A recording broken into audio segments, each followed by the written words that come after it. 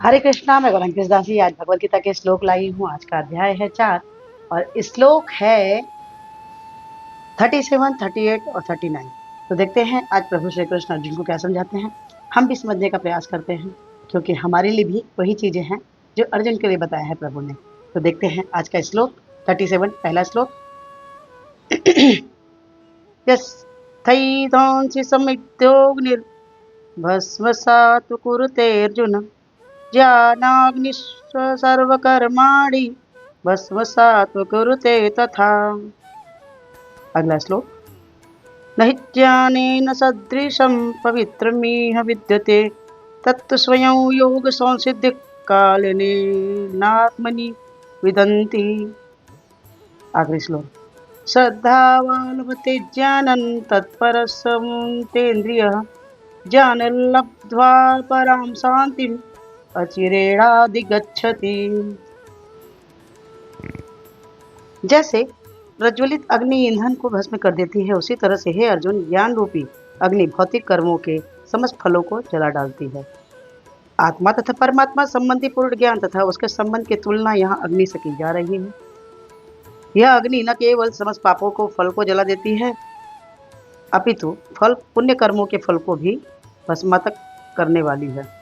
कर्म फल में ही कई अवस्थाएं हैं, शुभारंभ, बीज, संचित आदि, किंतु जीव को स्वरूप का ज्ञान होने का पर सब कुछ भस्म हो जाता है, चाहे वह पूर्ववर्ती हो या परवर्ती। वेदों में कहा गया है कि मनुष्य पाप तथा पुण्य दोनों के ही प्रकार के कर्मों को जीत लेता है। जैसे कि यहाँ अगर हम कोई पुण्य करते हैं तो उसका भी हमें फल मिलता है, और अगर हम पाप कर्म करते हैं तो उसका भी फल हमें मिलता है। लेकिन इससे भी ऊपर एक होता है जिसमें किसी भी तरह की फल की इच्छा नहीं होती है। ऐसे ज्ञानी लोग इच्छा रखते हैं, जो वे शास्त्रों को जानने वाले हैं, प्रभु को जानने वाले हैं, वही लोग ऐसी इच्छा रखते हैं। क्योंकि अगर आपने पाप किया है तो भी आपको अपने कर्म को भोगना पड़ेगा, पुण्य किया है तो उसे भी भोगना पड़ेगा, फिर से भोगने के बाद आपको फिर से धराधाम पे आना पड़ेगा। और प्रभु का अगर चिंतन करते हैं तो प्रभु के अगर धाम चले गए तो फिर से आपको आना नहीं पड़ेगा। तो अगला श्लोक देखें। इस संसार में दिव्य ज्ञान के समान कुछ भी उदात्त तथा शुद्ध नहीं है। ऐसा ज्ञान समस्त योग का परिपक्व फल है। तो व्यक्ति भक्ति में सिद्ध हो जाता है, वह यथासंभव अपने निरंतर अंतर में इस ज्ञान का आस्वादन करता रहता है।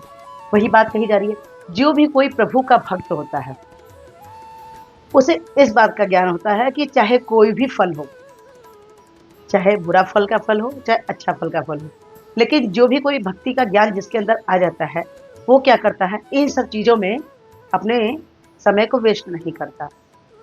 वो सिर्फ हरि चिंतन, हरि भजन, हरि सेवा, हरि सुमरन, गुरु की प्रशंसा, वैष्णव की प्रशंसा, इसी कार्य में निरंतर लगे रहता है। आगे का श्लोक देखें।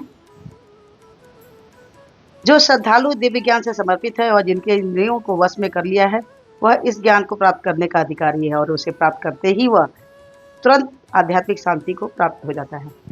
वही बात हो रही है यहाँ पर प्रभु के द्वारा यही बताया जा रहा है कि जब आपके अंदर इस बात की जिज्ञासा हो जाएगी कि अब हमें केवल प्रभु से ही संपर्क रखना है, मन और किसी चीज़ से कोई मतलब नहीं है, तो जाहिर सी बात है कि आपके अंदर में एक बड़ी ही शांति स्थापित हो जाएगी, अनंत शांति, जिसके जैसा कोई भी शांति नहीं हो सकता है।